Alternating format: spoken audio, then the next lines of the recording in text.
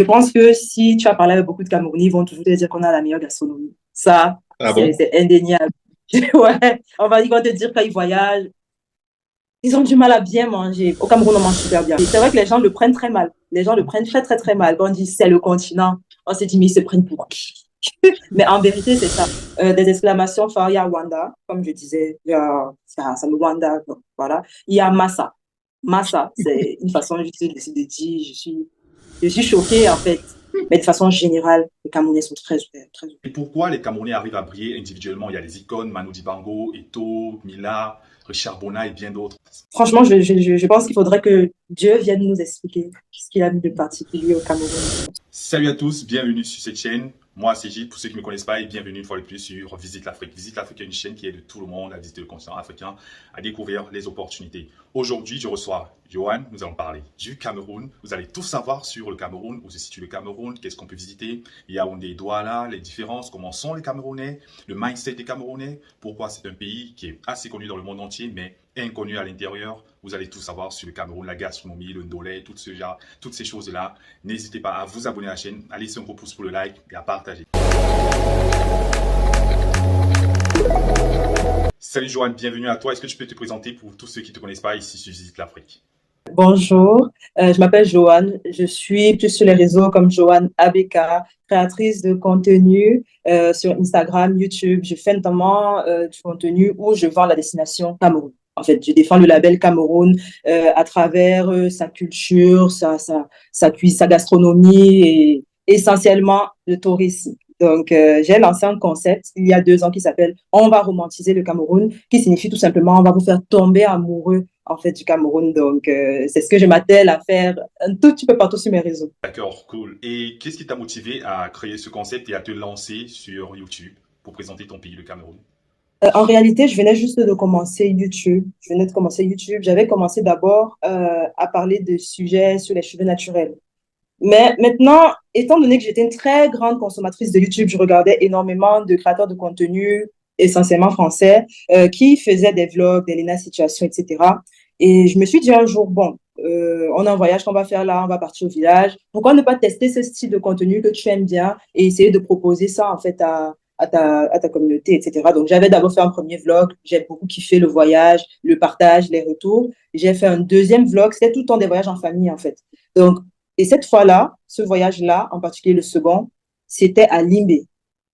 Et c'était la première fois que j'allais dans cette ville, en fait. C'est une ville dans le sud-ouest du Cameroun. C'était la première fois que j'allais dans cette ville et je l'ai trouvée magnifique. Je l'ai trouvée vraiment super jolie, avec des fleurs partout. Vraiment, j'étais comme ça devant, derrière ma portière. Et c'est là que je me suis rendu compte qu'en fait, je connaissais très peu de mon pays. Je connaissais vraiment pas grand-chose. En faisant mes montages, vu que c'était une vidéo que j'avais filmée pour un vlog, en faisant mes montages, j'essaye toujours de faire des intros intéressantes. Du coup, pendant mon intro, je me suis dit, j'ai envie d'amener le sujet d'une certaine façon. Ça m'a mené à faire des recherches, en fait, sur certains sites, sur certaines villes. Et là, j'ai vu des photos d'endroits dans mon propre pays que je ne connaissais pas, dont je n'avais jamais entendu parler. Tu vois des photos des endroits, c'est vraiment, je n'ai même pas les mots. Et tu te dis, toi, tu connais pas ça, tu connais rien de tout ça. Quelqu'un qui va venir au Cameroun, qui va faire un mois, qui va se dire, moi, je vais visiter des trucs, il connaît plus de choses sur mon pays que moi, qui vis là depuis que je suis née, quoi. Je me suis dit non. Tu peux pas juste rester comme ça tout le temps. Tu es à Yaoundé, tu es à la maison, tu pars. Enfin, non, c'est pas possible. Du coup, il faut que tu commences à essayer de voir qu'est-ce qu'il y a de beau, etc. Et cette phrase, on va romantiser le Cameroun, elle m'est vraiment apparue comme ça lors justement d'un de ces voyages d'exploration où je suis partie sur un des sites que j'avais découvert en faisant mes recherches. Et j'étais émerveillée. Je me suis dit, mais c'est trop beau. Je suis amoureuse, en fait, et je veux communiquer cet amour-là. Donc, j'ai lancé ce concept qui vise à voyager, à faire au moins une vidéo dans toutes les régions de mon pays, quoi. Très intéressant. Et comment ta famille et tes proches ont réagi? En réalité, j'ai une famille qui est assez ouverte d'esprit, du coup, ça ne dérangeait pas. Au contraire, on m'encourage énormément. C'est peut-être ma mère qui est un peu stricte, qui est un peu rigide, mais elle me dit pas, ne le fais pas, tu vois. Elle est juste en mode, ça n'intéresse pas, me filme pas, c'est tout. Mais sinon, de façon générale, tout le monde m'encourage. Mon père, c'est mon premier fan. Mes frères, c'était mes premiers sponsors. Donc, franchement, il y a eu un très bon accueil par rapport à ça. D'après mon observation, le Cameroun, c'est un pays qu'on connaît partout dans le monde entier. Les Camerounais sont connus dans le monde entier de manière individuelle, ils réussissent. Et il y a de grands noms, Samuel Eto'o, Roger Milla, Manu Dibango et bien d'autres. Mais comment tu expliques que le Cameroun est connu dans le monde entier, mais peu de personnes connaissent l'intérieur du Cameroun? C'est comme un mystère pour tout le monde. Comment tu expliques tout ça? J'explique ça par le fait que nous-mêmes Camerounais, nous ne connaissons pas très bien notre pays. Du coup, c'est difficile de vendre quelque chose que tu connais pas. On s'est beaucoup focalisé sur ce qu'il y a de négatif chez nous. C'est-à-dire, les gens vont seulement te dire, on souffre, on a des problèmes, on a ci, on a ci, on a ça. Mais on ne travaille pas énormément sur notre storytelling, en réalité. Du coup, c'est difficile de vendre ça à d'autres personnes. Pour preuve, quand tu arrives au Cameroun, si tu ne parles pas avec des gens qui connaissent véritablement des endroits, des lieux, etc., tu auras l'impression qu'il n'y a rien à faire, qu'il n'y a rien à voir. Pourtant, il y a énormément. Donc, c'est ça la source du problème. On ne se connaît pas très bien. On a du mal à se vendre. Et malheureusement, la politique touristique, en fait, ici, elle n'est pas très bien implémentée. Il y a énormément de choses, mais les accès sont un peu difficiles. Du coup, c'est tout, ça, en fait un peu ce tout-là qui fait en sorte que ce soit pas très, très connu parce qu'on ne le vend pas très, très, très, très bien. On se connaît pas. On nous encourage pas tellement à nous connaître. Donc, c'est un peu ça. Et quelle ville qu'il faut visiter en premier quand tu arrives au Cameroun entre Yaoundé et Douala, puisque le Cameroun a deux capitales, je pense bien, Yaoundé politique, Douala économique. Quelle ville faut-il visiter ou bien peut-on visiter en premier? Je suis en train de me mettre dans de m'entraîner dans un débat très compliqué parce qu'il y a une très grosse guerre entre Douala et Yaoundé. Des gens qui te disent, moi, c'est Douala, moi, c'est Yaoundé. Et moi, je suis une fille de Yaoundé. Mon cœur est à Yaoundé. Je trouve qu'à Yaoundé, il y a plein de choses intéressantes quand même à faire. Des expériences déjà street food, parce que pour moi, c'est l'une des choses qui nous caractérise ici, hein. La street food, c'est déjà, je pense que si tu as parlé avec beaucoup de Camerounais, ils vont toujours te dire qu'on a la meilleure gastronomie. Ça, Ah bon? c'est indéniable. Ouais, ils vont te dire quand ils voyagent, ils ont du mal à bien manger. Au Cameroun, on mange super bien. Du coup, c'est la première chose que moi je vois en fait lorsque quelqu'un veut venir ici. Tu arrives à Yaoundé, parce qu'à Yaoundé, c'est le point en fait où on va toujours te dire peut-être, il y a cet endroit-là où on vend ce truc-là, c'est iconique dans la ville. C'est là-bas que tout le monde doit partir. Quand tu veux manger un bon, peut-être poulet DG, quand tu veux manger un bon poisson brisé, quand tu veux manger de bons beignets, c'est là-bas que tu dois partir. C'est un peu cette spécificité-là que moi je trouve quand même à Yaoundé, on a des points phares comme ça. Tu sais que quand tu arrives dans la ville, tu dois faire ça. Maintenant, je trouve que Yaoundé, le climat, il est plus doux. Du coup, tu es plus à l'aise, il fait moins chaud. Maintenant, ça dépend du mood de la personne aussi. Si tu es vraiment fêtard, c'est Douala. Si tu es fêtard, tu aimes l'ambiance, c'est Douala. Mais si tu es plus posé, c'est Yaoundé quand même. Alors dans ce cas, Yaoundé garde son statut de capitale politique, il faut se comporter. Yaoundé, c'est une ville posée où tu peux trouver beaucoup de coins, des espaces, des cabarets, dans des endroits où tu peux pas te poser, écouter un peu de jazz, écouter. C'est vraiment la vibe, en fait, un peu de Yaoundé. Yaoundé, c'est la ville des connaisseurs. Tu dois connaître les bons lieux pour ta musique. Sinon, tu t'ennuies. Très bien. Alors il est important pour un touriste d'avoir un guide. Et puis, c'est mieux, en fait, c'est mieux. Tu peux faire ça, hein, tu peux arriver, parce qu'on dit souvent, quand tu as la bouche à Yaoundé, tu peux pas te perdre, tu peux pas rester comme ça. Tu peux arriver, tu demandes. Avoir la bouche, ça veut dire quoi? Tout le monde ici qui visite l'Afrique n'est pas camerounais, on veut savoir ce que ça veut dire. Quand tu as la bouche, c'est juste le fait que tu puisses parler, en fait. C'est-à-dire que tu peux pas arriver quelque part, tu vas dire que tu vas te perdre. Parce que tu vas forcément arriver, tu vas demander ton chemin à quelqu'un. Du coup, tu peux pas te perdre quand tu as la bouche. Mais si tu restes comme ça, tu parles pas, tu restes dans ton coin, bah, voilà, tu vas rien faire. Il faut demander. Est-ce qu'il y a des musées, des bâtiments emblématiques qu'on peut visiter? Oui, oui, oui. Il y a beaucoup de lieux, en fait, où on peut aller. Il y a des musées, le musée national, le musée ethnographique des peuples de la forêt. Ça te permet vraiment d'avoir un bon ancrage dans la culture, de comprendre, en fait, un peu où est-ce que tu es, quels sont les peuples qui habitent là, etc. Du coup, moi, je pense que c'est l'une des choses prioritaires lorsqu'on arrive là. Le monument de la réunification, où il y a aussi un musée là-bas. Donc, il y a beaucoup de musées. Il y a des espaces verts également, où tu peux partir, faire des pique-niques, etc. C'est vraiment ça la vibe. Donc, en journée, tu peux faire des musées, des balades, etc. La nuit, c'est vraiment les Munjang. Le Munjang, en fait, c'est généralement les dimanches, tu vois. Le Munjang, ce sont des soirées, en fait, un peu comme au village avec des balafons, etc., danse traditionnelle, tout ça. Ça, c'est une vibe assez Yaoundé aussi.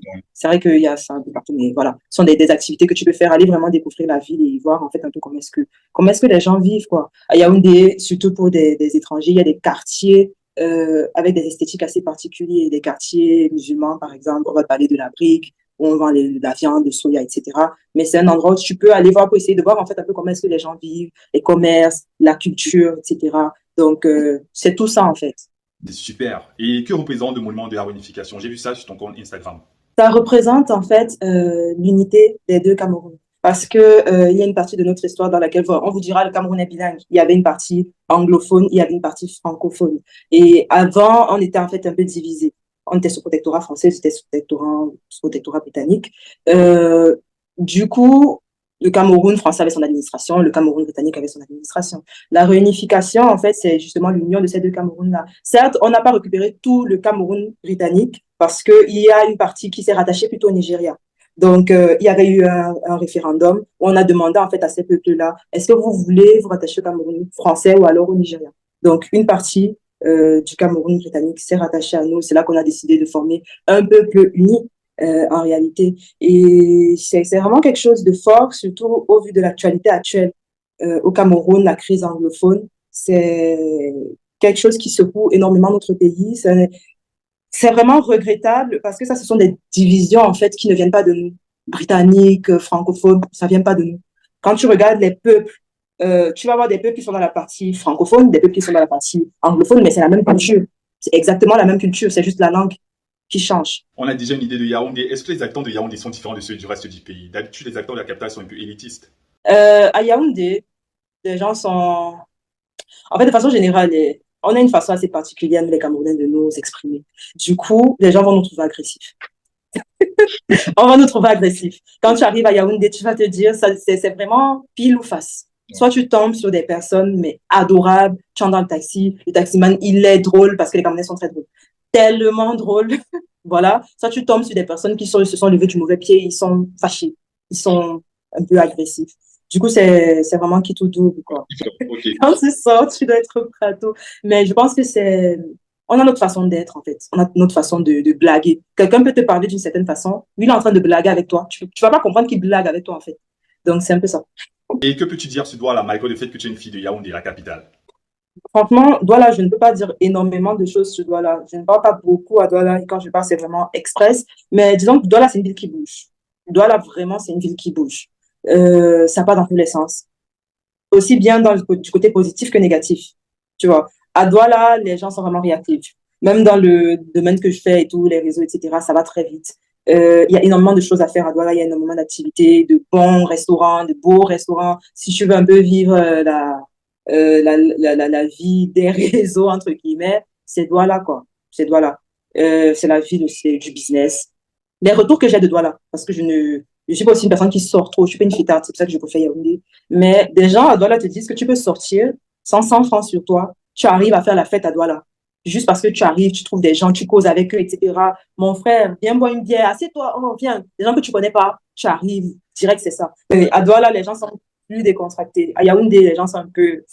Le Cameroun a plus de 250 ethnies, si je pense bien. Pourquoi le Cameroun est l'Afrique en miniature?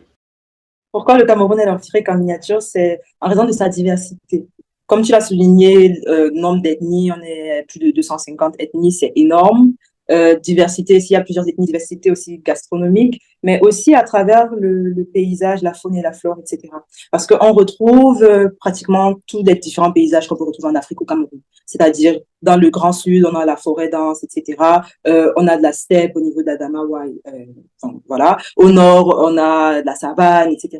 Du coup, tu peux avoir tellement d'expériences différentes, en fait, au Cameroun. Il y a des zones un peu désertiques. C'est vraiment pour ça, en fait, que nous sommes l'Afrique en miniature. C'est que tous ces paysages-là, tous ces paysages-là, on les a. Et même au niveau de la diversité de la faune, le Cameroun, je pense que peu qu'on puisse faire juste quelques recherches, on se rend compte quand même qu'on a beaucoup de richesses aussi de ce côté-là. Donc, la richesse au niveau de la population, sa diversité, les paysages, la faune, la flore, voilà. Le Cameroun, c'est l'Afrique. C'est l'Afrique, c'est le continent. C'est pour ça que c'est le continent. Donc, en fait, c'est tout ça qui est à l'origine du mot continent. C'est C'est vrai que les gens le prennent très mal. Les gens le prennent très, très, très mal. Quand on dit c'est le continent, on se dit, mais ils se prennent pour qui? Mais en vérité, c'est ça. En réalité, c'est parce que c'est l'Afrique en miniature. C'est ça, en fait. Ouais. Parce que quand on regarde même au niveau des peuples que tu retrouves au Cameroun, tu les retrouves dans plusieurs autres pays aussi. C'est-à-dire quand tu vas avoir peut-être des Foubés, des Aoussa que tu retrouves dans la partie en Afrique du Nord, dans le sud, des Fans que tu vas retrouver au Gabon, en Guinée équatoriale. Donc, il y a vraiment une très, très, très grande diversité au niveau de la population aussi. Voilà. Et c'est quoi le Kanfanglais? Un touriste peut-il facilement parler le Kanfanglais? Justement, c'est un héritage de notre histoire, en fait, étant donné qu'il y a une partie anglophone et francophone. C'est un mélange entre le français, l'anglais et aussi un peu de langue, de nos langues aussi. Donc, c'est un petit mix qui est parlé chez nous. C'est pas très compliqué. Bon, le mot en camp anglais que pratiquement tout le monde connaît, c'est Wanda, du Wanda. Qui veut dire, explique-nous ça, s'il te plaît. C'est un peu comme pour dire, enfin, ça m'étonne, ça me dépasse, je suis, tu vois, là, ça me wanda en mode, je suis dépassée, ça m'étonne en fait. Ça vient de wonderful. Quand on ramène ça en pidgin, le pidgin qui est une déformation un peu de l'anglais, qui est parlé aussi au Cameroun. Quand on ramène ça en pidgin, ça devient wonderful. Du coup, en franglais, on a réduit ça à wanda, tu vois. Ce qui aurait pu être une expression, parce que certaines personnes disent wonderful. Tu vois, tu peux juste dire Wanda, en fait. Donc, c'est un peu ça, c'est un petit mix comme ça. Tu vas voir, il y a. Voilà. Donc, je sais pas si tu as envie que je te dise juste deux, trois expressions. À la fin de cette vidéo, on doit tout savoir des expressions du Cameroun. Donc, explique-nous ça, s'il te plaît. Aide-nous là à parler qu'on est Camerounais. Ok, d'accord. On va peut-être aller d'abord sur les exclamations, parce que vous allez beaucoup entendre les Camerounais dire s'exclamer d'une certaine façon et ne pas forcément comprendre, en fait. Des extra, désolée, des exclamations, enfin, il y a Wanda, comme je disais, il y a ça me Wanda, donc, voilà. Il y a Massa. Massa, c'est une façon juste de dire, je suis choquée, en fait. Dis-moi un truc délirant. Je sais pas. C'est pas trop masse, ça me fait déjà rire là. Sérieux. Bon, dans tous les cas, si tu me dis un truc délirant, je vais te dire genre Massa. Genre, c'est vrai, vraiment, tu vois. Il y a Ekie. Ekie, c'est vraiment l'étonnement. Genre, je suis surpris. Tu me dis un truc bizarre, tu dis Ekie. C'est pour dire, c'est bizarre et ça me surprend en fait. Il y a quoi d'autre? En vrai, il fallait me dire ça depuis. Je pense que j'aurais noté. Parce que comme ça, du coup, j'arrive même plus à percuter. Il y a Iki. Iki. Iki, c'est en fait un peu pour dire. C'est Positif, ouais. positif. Ok, d'accord. Ouais, c'est positif. Il y a aussi Asia. Asia, c'est vraiment pour dire. C'est un peu comme Yako dans d'autres pays, tu vois. Donc, on va te dire Asia, ça signifie je suis vraiment désolée pour toi, mais je suis vraiment, mais vraiment désolée pour toi. C'est plus que désolée, en fait, c'est vraiment ouais, Asia. C'est Il y a aussi l'approbation. les Camerounais, ils vont facilement te dire Asia, ça va aller, Asia. Iki, ouais. Ok. Et c'est facile pour un étranger de créer des liens sur place avec des Camerounais ou des Camerounaises. Il y a des belles femmes camerounaises. Je pense que tout le monde ne voyage pas pour rien, hein. Oui, je pense que de façon générale, on est assez ouvert. On est vraiment ouvert. Ça, c'est quand même une particularité qu'on a, c'est que la xénophobie, on connaît très peu, mais vraiment très, très, très peu. Du coup, quand un étranger arrive au Cameroun, il est très à l'aise, en fait. On ne lui fait pas ressentir que, ah, toi, tu viens de là-bas, on les accueille. Parce que moi, je me souviens à l'université, par exemple, on avait beaucoup de Tchadiens, etc. Et pour avoir causé avec eux, ils étaient très à l'aise au Cameroun. Bref, on est vraiment très ouvert. Les Camerounais sont ouverts. Ça rejoint un peu ce que je disais sur Douala, où tu peux arriver, quelqu'un que tu connais même pas, vous vous placez et vous pouvez faire la fête, en fait. Donc, les Camerounais sont comme ça. On aime même bien quand même les étrangers. Mais maintenant, voilà, il y a toujours des exceptions. C'est-à-dire que il faut pas que je dise ça après, quelqu'un arrive, il a une mauvaise expérience, il dit, elle mentait et tout. Mais il peut y avoir des exceptions. Mais de façon générale, les Camerounais sont très ouverts, très ouverts. Et pourquoi les Camerounais arrivent à briller individuellement? Il y a des icônes, Manu Dibango, Eto'o, Mila, Richard Bona et bien d'autres. Comment tu expliques tout ça?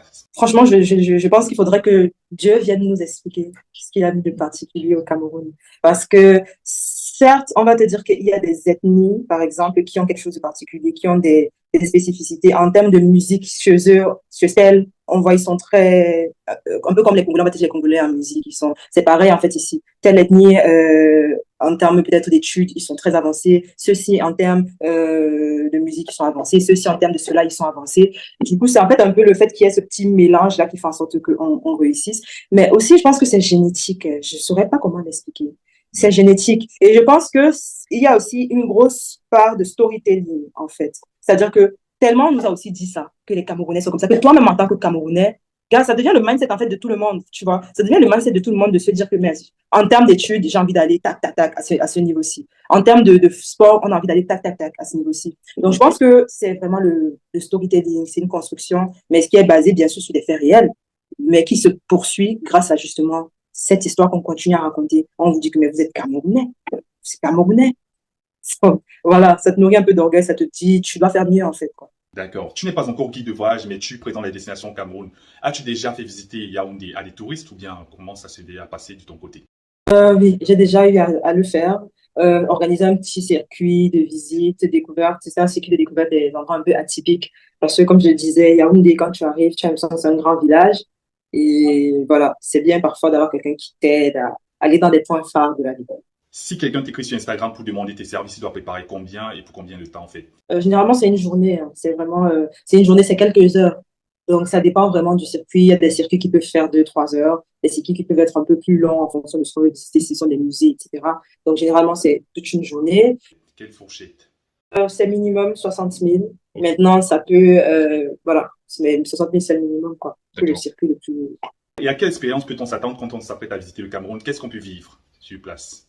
Je pense qu'au Cameroun, l'expérience la plus intéressante, c'est de voir vraiment ça comme une aventure. Parce que lorsque tu visites le Cameroun, tu visites l'arrière-pays, c'est vraiment, moi, en tout cas, dans ma tête, quand je voyage, je suis en mode, je pars à une aventure, quoi. Je m'apprête à prendre de la moto, partir sur des routes parfois pas très bonnes, etc.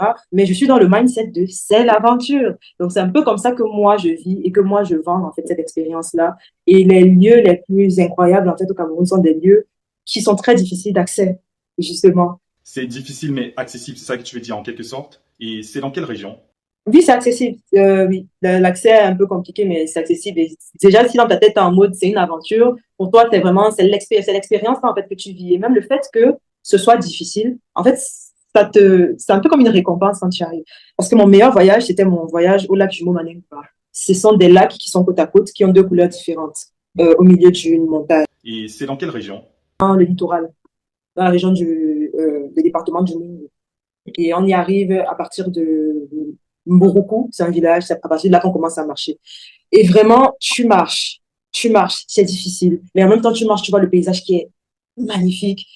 Quand tu arrives là-bas, je ne sais pas comment dire, il y a une énergie là-bas incroyable. Tu as l'impression que tu es arrivé dans le plus bel endroit au monde. Tu vois ça là devant toi et tu es juste en mode j'ai réussi, quoi.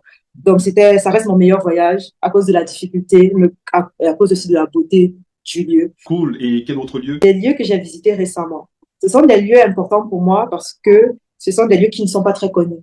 Et je trouve ça super d'aller dans des endroits. Et il y a ça un peu partout au Cameroun parce que c'est pas un truc qui nous intéresse énormément. Du coup, il y a beaucoup de pépites que les gens ne connaissent pas. Donc, il y a les gorges de la Sanaga que j'ai visité le mois passé. Hein. Le mois passé, c'était magnifique. C'est situé à Edea. Edea, c'est la ville qui est juste avant Douala. Donc, c'est pas très, très loin. C'est pas très difficile d'accès. Tu arrives dans la ville, tu prends le bateau, le taxi hors bord. 10 minutes, tu y es arrivé. Et c'est superbe ici. C'est superbe. Y a-t-il un lieu à l'ouest Cameroun qui t'a assez marqué? Tu peux en parler? C'est une belle région apparemment. Vraiment, la région de l'Ouest, il y a énormément de sites. Et j'avais fait un voyage dans cette région. J'avais fait tellement de sites. Il y a des chutes, des rochers. Tu te places au sommet, tu vois des plaines. Là, c'est magnifique. Tu vois des montagnes à perte de vue, etc. Des monts, beaucoup de lacs. Il y a énormément de lacs dans cette région. Et un autre site assez impressionnant, ce sont les chutes des Comcam qui sont situées vers Konsamba, pas très loin de Konsamba, dans le littoral. Et c'est là-bas qu'on a tourné Tarzan. Ça, c'est accessible. C'est bien aménagé, c'est bien encadré quand même. Ouais. Du Oui. coup, c'était très impressionnant aussi, la chute des Cancans. Maintenant, voilà, je ne vais pas tout citer, mais ce sont les sites qui m'ont vraiment frappé. D'accord. Et parlons de la gastronomie. Pareil qu'on ne peut pas parler du Cameroun sans parler de la gastronomie. Tu me confirmes? Tu confirmes tout ce que je dis? Le ndolé, forcément, c'est la base des bases. C'est la base des bases. Ok. Ensuite, il y a le coq. Maintenant, le coq, c'est une feuille en fait. Et il y a plusieurs mets qu'on fait avec cette feuille. Et il y a une grosse guerre en fait entre nous pour se dire quel est le plus bon mets fait à base de coq. Il y a le coq sucré, c'est super bon. Le coq salé aussi, extrêmement bon. Il y a le sanga, moi c'est ma nourriture préférée, c'est fait à base de maïs et de feuilles de zomi et des noix de palme. Il y a le mbongo chobi. Il y a le mbongo. Trop bon. C'est une sauce hélène noire, comme ça, c'est trop bon. Il y a le héros. En fait, je pense que quand les gens vont te parler, tu vas toujours entendre, ce sont les trois nourritures qui vont le plus revenir. Le ndolé, le héros et le coq. Les gens vont toujours te parler de ces trois nourritures-là. Mais le truc, c'est que il y a tellement de nourriture au Cameroun. Je pense que les gens ne s'en rendent pas compte à quel point il y a de la nourriture au Cameroun. Tu peux manger pendant, j'avais vu ça sur Internet, c'est combien de mois? Tu manges tous les jours un mets différent. Tous les jours un mets différent. Désolé pour les Sénégalais de la chaîne, mais apparemment au Cameroun, on ne mange pas que du riz. Il y a beaucoup de variétés apparemment. C'est un peu différent au Sénégal, si je pense. Au Cameroun, tu varies pendant peut-être même 2 mois, tu peux manger, tac, tac, tu changes, tu changes, tu changes, tu changes. C'est ça vraiment notre particularité. La gastronomie camerounaise, elle est extrêmement riche. Quand les Camerounais partent à l'extérieur, ils souffrent, ils souffrent, ils souffrent. Y a-t-il quelque chose qu'on a oublié dans cette interview qu'on doit savoir pour passer un magnifique séjour au Cameroun? Venir au Cameroun, c'est venir dans une aventure incroyable. Il faut être très ouvert d'esprit. Ne pas se bloquer ou alors être se mettre rapidement sur la réserve, mais vraiment avoir une ouverture d'esprit qui te permet de tester des choses. De tester des choses, manger des chenilles, par exemple. Tu dois pouvoir être ouvert d'esprit parce que c'est ça notre expérience. C'est vraiment, tu viens à la découverte de quelque chose que tu ne vois pas forcément ailleurs. Vous voyez, parce que nous, on a notre façon d'être, on l'assume. On assume notre façon d'être, on assume. On Et, assume, et, en fait, on et, assume notre camerounalité. et que veut dire la phrase si on t'explique le Cameroun et que tu as compris? Ça veut dire qu'on t'a pas bien expliqué. Ça veut dire quoi ça? C'est qu'il y a beaucoup de choses que tu ne comprends pas. En fait, il y a tellement de choses qui se passent, tu ne comprends pas pourquoi est-ce que c'est comme ça. Un simple exemple, hein. Oui. Avec tout le potentiel touristique qu'on a. Comment tu fais pour expliquer qu'on refuse de mettre ça en avant? Parce que j'estime que c'est un refus. Qu'on refuse de mettre ça en avant. Quand je vois comment d'autres pays travaillent, quand je vois comment d'autres pays bossent. C'est pour te dire en fait qu'il y a tellement de ressources. Quand tu as parlé dernièrement de la population, c'est-à-dire que en potentiel humain, c'est un pays extrêmement riche. En potentiel souterrain extrêmement riche. La beauté de la nature, etc., touristique, en potentiel touristique extrêmement riche. Culturel extrêmement riche. Parce que quelque chose dont je n'ai pas parlé, mais un endroit où il faut absolument partir, c'est aller à Fumban, au palais du roi Bamoun. Extrêmement riche en termes de culture, tu en apprends énormément. Ce pays est beaucoup trop riche pour ce qu'on a actuellement, pour ce qu'on nous sert. Je n'ai pas envie d'entrer dans des débats politiques, nanana, nanana, mais clairement, on pourrait faire 100 fois mieux. Et les gens ont parfois leur mentalité, leur façon de réfléchir qui font en sorte que on essaye de te dire que les gens, si on fait ça pour ça, tu essayes de trouver une raison logique, il n'y a pas. En fait. D'accord, ça explique tout ça en fait. C'est simple et drôle. Et nous, on préfère prendre les choses vraiment, on préfère toujours voir les choses à la dérision, prendre tout avec dérision, toujours être un peu, comment ça se dit? Bref, de toujours voir les choses en riant. Nous, on va avoir une situation, nous, on va rire, en fait. C'est bien et c'est pas bien. Tu vois, c'est bien et c'est pas bien. Mais c'est comme ça. Et cette phrase-là, c'est justement ça. C'est que tellement c'est gâté qu'on se dit, mais franchement, si je veux même t'expliquer, je peux pas. Donc, on rit juste et puis ça. Si tu visites l'Afrique, je t'invite souvent les interviews avec ces différentes questions. Qu'est-ce qu'on peut souhaiter à Joanne en 2024 qui est déjà à mi-terme? Ce qu'on peut me souhaiter, c'est de faire encore beaucoup plus de sites, déjà, de partager encore plus, de dénicher beaucoup plus de pépites parce que j'ai un positionnement qui est, moi, non pas d'aller forcément dans des sites hyper connus, mais de dénicher des pépites. C'est vraiment de trouver beaucoup plus de pépites et véritablement de pouvoir finaliser mes projets qui serviront en fait à faciliter l'accès au tourisme au Cameroun. Et que peux-tu souhaiter à ton pays, le Cameroun, et à ton continent, l'Afrique, en 2024 et pour l'avenir? Je souhaite qu'on change de narratif, qu'on change notre façon de parler de nous. Parce que c'est, comme je t'avais dit, enfin, on a dit tout à l'heure, c'est que ce qui fait en sorte qu'on n'arrive pas à vendre, c'est qu'on ne connaît pas. On ne connaît pas, on ne se connaît pas nous-mêmes.